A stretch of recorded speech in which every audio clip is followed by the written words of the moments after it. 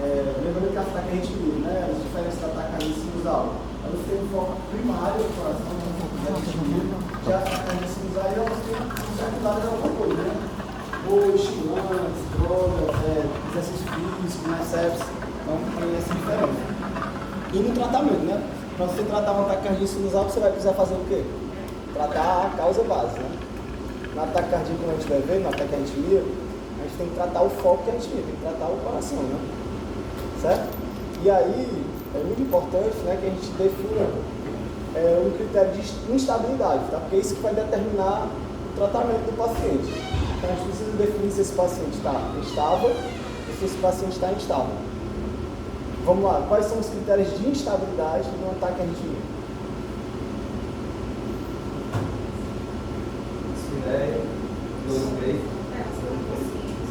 Diminuição do nível de consciência, diminuição da APA e desmaio, né?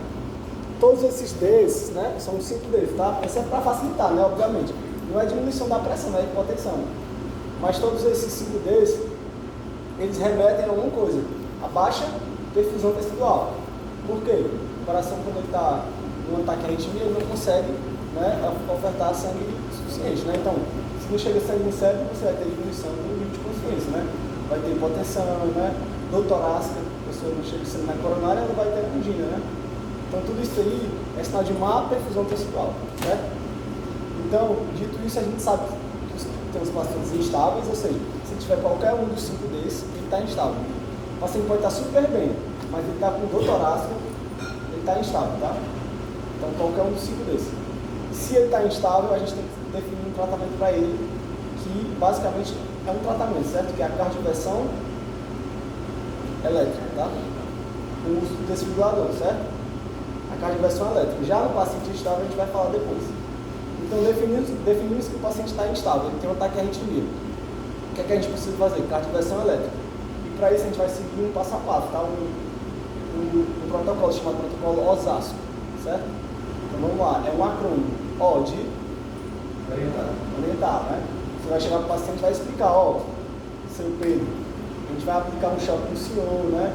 O choque pode ser doloroso, mas a gente vai fazer uma droga para uma sedação, uma analgesia para você não sentir nada, você vai dormir, né? Tem o risco de fazer uma fibrilação ventricular quando a gente der o choque, mas o senhor está monitorizado, está no melhor ambiente possível para realizar esse choque. E o benefício vai superar o risco, né? Se você continuar assim, você tem risco de morrer. Então você tem que deixar bem orientado o paciente, tá? O S de Osasco, sedação e analgesia, né? Então você vai fazer um analgésico, fentanil, e vai fazer uma sedação, tonidato, etamina, propofol. Tem que lembrar do perfil hemodinâmico do paciente, né? Se o paciente está chocado, não é interessante fazer propofol. Você pode fazer uma droga mais cardiopositiva, como a ketamina. Muito bom, então pronto. S de sedação. O A vem de ambu. Por quê? Por que a gente vai precisar de ambu, de material de via aérea para esse paciente? Porque esse paciente muitas vezes ele está rebaixado. Você vai fazer um droga que mexe com o perfil hemodinâmico do paciente, que mexe com o nível de consciência. Então ele pode precisar de uma via aérea definitiva, né? Pode precisar ser ventilado, ele pode hipossaturar, então você vai ter que ofertar o 2 para esse paciente. Então está preparado o material de via aérea e ofertar o 2 para esse paciente, né? O outro S vem de sincronizar. Alguém sabe o que é sincronizar? Apertar no 5, mas o que seria o sincronizar? Exato. Pronto. A máquina é uma alteração do software da máquina, tá? Ela só vai aplicar o choque quando ela reconhecer o QRS, certo? Basicamente sincronizar isso. Por quê? Se eu aplicar um choque na fase de repolarização cardíaca, eu posso fibrilar o paciente. Então, você transformou ele no ataque arritmia no ritmo de parada, né? Você acabou de matar o paciente. Então, você tem que sincronizar, tá? Porque se tiver um QRS, ele vai aplicar o choque na hora do QRS. É uma coisa da máquina, né? Não é a gente que controla. Você vai apertar a qualquer momento, mas a máquina só aplica quando reconhece o QRS. Então, o sincronizar o S é de sincronizar. Aí o outro C. ser, né? É de choque, né? Propriamente dito. E aí a gente precisa definir uma carga quando a gente vai aplicar o choque, né? Então aí a gente tem algumas nuances aqui. Primeiro, se for um QRS estreito, né? Com ritmo RR, com intervalo RR regular, a gente pode começar com uma carga mais baixa, né? 50 a 100 joules. Se for um QRS estreito, com ritmo irregular, provavelmente uma fibrilação atrial, né? A gente já começa com uma carga maior, 120 a 200 joules, tá bom? E se for um QRS largo, com ritmo regular, a gente faz 100 joules, que é o que seria uma TV monomórfica. E se for uma TV polimórfica, o que a gente faz? Desfibrila. Por que a gente desfibrila? Tem um porquê.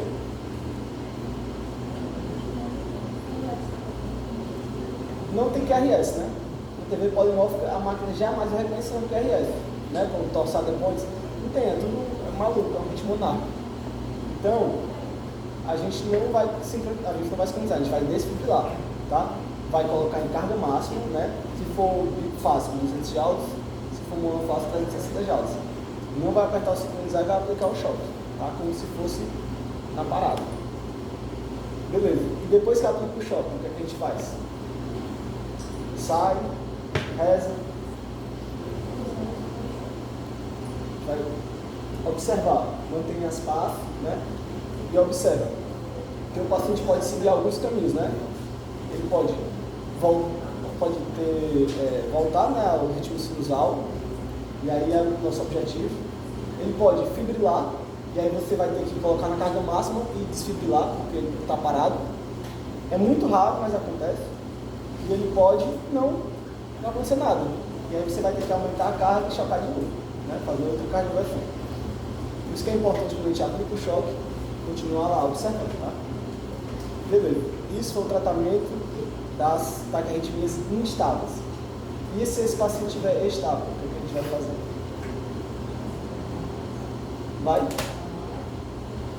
Aí a gente vai separar em dois grupos, né? Os grupos dos pacientes que têm complexo de QRS estreito e os grupos com QRS largo. QRS estreito, ritmo regular, a gente vai fazer manobra vagal, tá? Existem várias manobras vagais. Massagem do seu carotídeo, pedir para o paciente assoprar a mão, fazer prensa abdominal. Só que existe uma manobra que foi estudada que tem uma eficácia maior, que é a manobra de Valsalva modificada.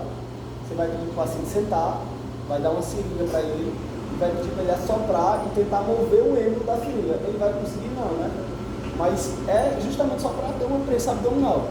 E essa prensa abdominal vai fazer, quando ele fizer a prensa abdominal, você vai tentar soprar por 15 segundos. Você vai deitá-lo e vai subir os membros inferiores por mais 15 segundos, tá? Essa manobra tem uma eficácia maior, geralmente maior do que 40% comparado com as outras, tá? Uma taxa de retorno de 40%. Então a gente tenta ela, tá? Não conseguiu, o que a gente pode fazer? Adenosina. Adenosina é um fármaco, né, que age no nódulo sinatrial e é uma droga que tem umas peculiaridades, né? Primeiro, a meia-vida dela é muito curta. Então, o modo de aplicar é diferente, né? Você vai fazer adenosina pura, né, em bolos, com flush, como se fosse na parada, levanta o membro por 10 segundos. Porque essa droga tem que chegar do coração, às vezes ela é metabolizada antes, né? Então, tem essa nuance e ela dá uma sensação muito ruim, uma sensação de morte, né? Você tem que avisar para o paciente, né? Vou aplicar uma droga que vai causar uma sensação muito ruim, mas a gente está dando todo o suporte aqui e vai passar, certo? Então a gente precisa avisar para o paciente. Qual é a dose da adenosina? 6 miligramas. A primeira, né? Não resolveu, o que é que a gente faz? 12 miligramas. E o ACLS você pode fazer mais 12. Então 6, 12 miligramas. Se não resolveu, esse paciente vai para cardioversão, tá? E se o ritmo for irregular? Menos de 48 horas, você pode fazer cardioversão. E bloquear, né, e fazer bloqueio de canal de calça, se estiver estável, né? Já se for um paciente com complexo de QRS alargado. A droga aí de escolha, qual é? Amidarona, um antiarrítmico, né? Você vai fazer amidarona em infusão de 150 mg por 10 minutos, tá? Não resolveu cardioversão, beleza? Esse é o tratamento das taquicardias, das taquiarritmias. Agora vamos falar um pouquinho sobre BRAD, tá? Bradiarritmia, qual é o conceito? Geralmente, abaixo de 50 para ser uma bradiarritmia, né? Entre 40, entre 50 e 60, pode ser uma bradicardia sinusal, né? Pessoa que tem um condicionamento físico melhor e tudo. Quais são os critérios de instabilidade na bradiarritmia? Os mesmos, então é bem tranquilo. A bradiarritmia, sabendo a tática, é bem tranquila. Tem os mesmos critérios de estabilidade. Se o paciente está estável, o que é que a gente faz? Nada, tá? A gente não é cardiologista, manda para o especialista. Se o paciente está instável, aí a gente tem o que fazer, né? Que a gente está na emergência, tem que tomar uma condução, o paciente pode morrer. Vamos lá. Paciente instável com bradiarritmia, certo?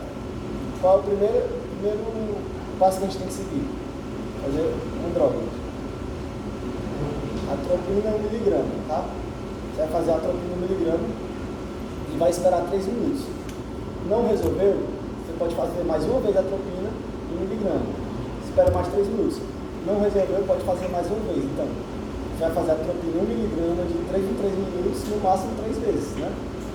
E aí, se não resolveu, o que a gente tem? A gente tem 3 opções, se não resolver. Quais são? Dopamina, né? Em bomba de infusão, epinefrina, adrenalina em bomba de infusão, ou o marca-passo. Qual é o melhor dos 3? São igualmente eficazes, tá? Os estudos mostram que você pode fazer ou um ou outro. Então, você pode fazer um dos 3. A gente vai aprender aqui a fazer o marca-passo. Não tem como ensinar a fazer bomba de dopamina, né? É só fazer. Tá? Mas eu vou ensinar aqui, a gente vai passar o marca-passo. Transcutâneo, tá? E depois disso, né, que fizer uma das 3, você vai encaminhar para uma UTI cardiológica, né? Para passar um marca-passo transvenoso, tá? Esse paciente aí é do especialista. A gente precisa tirar ele da urgência, tá? É isso, vamos treinar. Alguém quer conduzir aqui?